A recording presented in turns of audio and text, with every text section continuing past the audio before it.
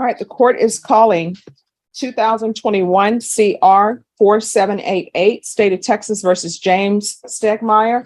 Could I have parties approach and announce for the record for the state, Michelle Hayden for the state. for the defense? John Coons for Mr. Stegemeyer.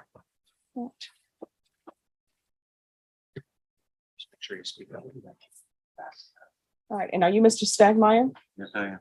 All right, I'm showing defense what is entitled discovery acknowledgement. Have you received all the discovery in this case and did you review it with your client? I have, Your Honor.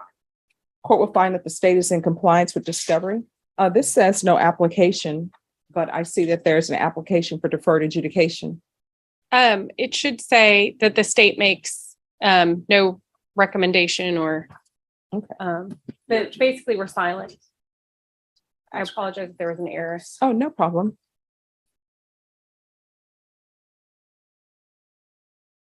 All right, Mr. Stegmeyer, I'm showing you what's entitled application for deferred adjudication or community supervision. Did you review that document with your attorney? Did you understand it and did you sign it? Yes, ma'am. Next, I'm showing you what's entitled true bill of indictment. Did you review that document with your attorney? Did you understand it? Yes, Counsel, do you waive the reading of the indictment? we do, Your Honor. State, are you proceeding on the indictment as presented? We're proceeding on count 3 of the indictment. It's the one of the indecency with child by contact allegations, and we're waiving the remaining allegations. We obviously have no objection to that.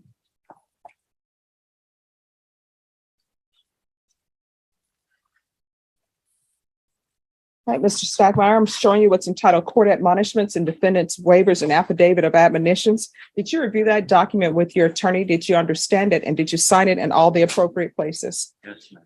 You understand that the state is proceeding on indecency with the child by contact. That's a second-degree felony. The range of punishment is anywhere from 2 to 20 years in prison and up to $10,000 fine. Did you understand? Yes, ma'am. If you have a plea bargain agreement with the state, the court does not have to follow your plea bargain agreement. If for any reason the court does not follow your plea bargain agreement and gives you more than you bargained for, the fact that you entered a plea will not be used against you and you will be allowed to withdraw your plea. Did you understand? Yes. Did you understand you have a right to jury trial, a right for you or your attorney to cross-examine and confront any witnesses the state would call and the right to remain silent? Yes, Did you understand by entering this plea bargain agreement, you were giving up those rights? yes, ma'am. And did you intend to give up those rights and enter into a plea bargain agreement in this cause? Yes.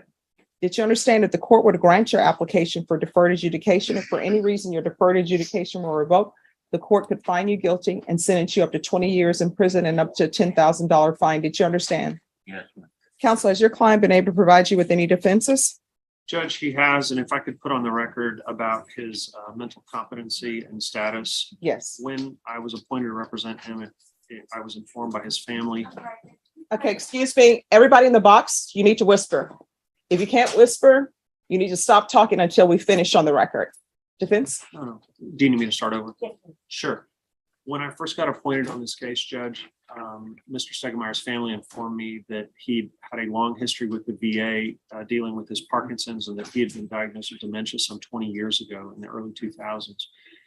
I was able to get, with the family's help, a huge box of the equivalent of probably 4 or 5 bankers' boxes full of medical records. I submitted them to Dr. Scott after he had evaluated Mr. Stegemeyer the first time. Dr. Scott, in his first evaluation, had determined that he was competent. He did not see any signs of dementia. I provided the documentation, additional documentation to Dr. Scott. Once I received it, he reviewed that as well and said it did not change his opinion. I have had no issues with regard to my client understanding what's going on in the courtroom, the plea bargain, the case, the defenses, anything like that. But I just wanted to put on the record that these steps have been taken to address any potential competency issues on this case. All right. So do you believe he's currently competent and was legally sane at the time of the offense? I do, Your Honor. Do you believe he has a rational as well as a factual understanding of the charges against him? I do, Your Honor. Mr. Stegmeyer, has anyone threatened you, coerced you, or placed you in fear to get you to enter this plea? No, ma'am. Has anyone promised you anything other than the plea bargain agreement? No, ma'am. Are you satisfied with the way you've been represented? Yes. Are you a U.S. citizen? Yes, ma'am. Court will find that defendant has knowingly and voluntarily waived his right to jury trial. Showing you the plea bargain page. Did you review that with your attorney? Did you understand it? Yes, ma'am. According to the plea bargain agreement, the state is proceeding on count 3. They're asking that your punishment be assessed at a cap of 6 years in prison. There's a $1,500 fine. State will remain silent on your application. There's to be Chapter 62 registration and no complaint no contact with the complainant and any other minor children. Did you understand that to be the agreement? Yes, ma'am. Defense? Yes. State? Yes, Your Honor. Next, I'm showing you the paragraph entitled Waiver of Appeal paragraph. Did you review that paragraph with your attorney? Did you understand it? And did you sign it in both places? Yes, ma'am. Did you understand by signing that you're waiving your right to appeal? The only items that can be appealed are written pretrial motions that have been filed, heard, and ruled upon by the court. Did you understand? Yes, ma'am. Counsel, are there any such motions? No, Your Honor. Then to the offenses charged in count 3, how do you plead? Guilty, not guilty, or no contest? No. State any evidence. State offers State's Exhibit 1 and its attachments into evidence. We've reviewed them and have no objections, Your Honor. Mr. Stegmeyer, I'm showing you what's entitled Waiver and Consent to Stipulation of Testimony and Stipulations. Did you review that document with your attorney? Did you understand it? And did you sign it in all the appropriate places? Yes. Again, did you understand you have a right to jury trial, a right for you or your attorney to cross-examine and confront any witnesses the state would call, and the right to remain silent? Yes, ma'am. Did you understand that today the state will be presenting evidence in the form of witnesses' statements and police reports, but most importantly, there will be no live testimony? Did you understand? Yes. Court will find that defendant has knowingly and voluntarily waived and consented to stipulation of testimony and stipulations. Court will accept into evidence State's Exhibits 1 and attachments and review the same.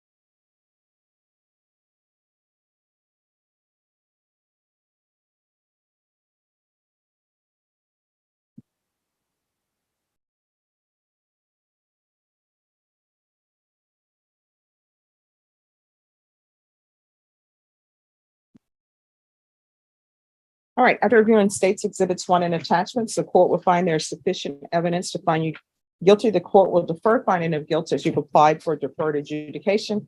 We're going to come back on October 24th, and there'll be a PSI report done, and the court will make a decision on your application based upon that report and whatever evidence is presented to me. Is there expectation of witnesses? Well, since we're silent, no, but there will be victim impact most likely. Is there any need for any type of PAP evaluation? Sure. Yes. And maybe even a mental health evaluation.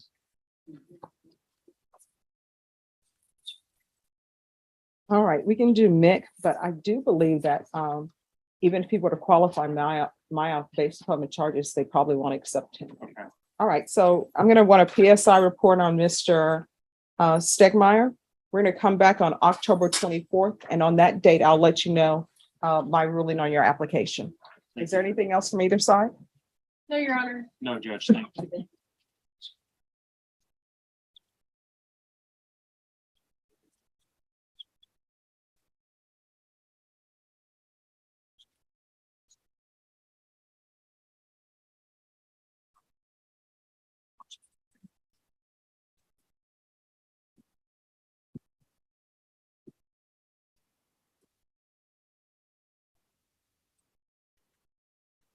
What makes this hearing so unsettling isn't just the guilty plea, it's the deeper question hanging over the entire courtroom.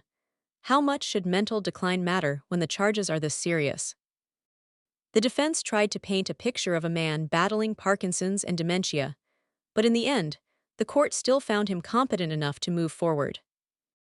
And now, everything comes down to sentencing, and whether deferred adjudication is even appropriate in a case involving indecency with a child.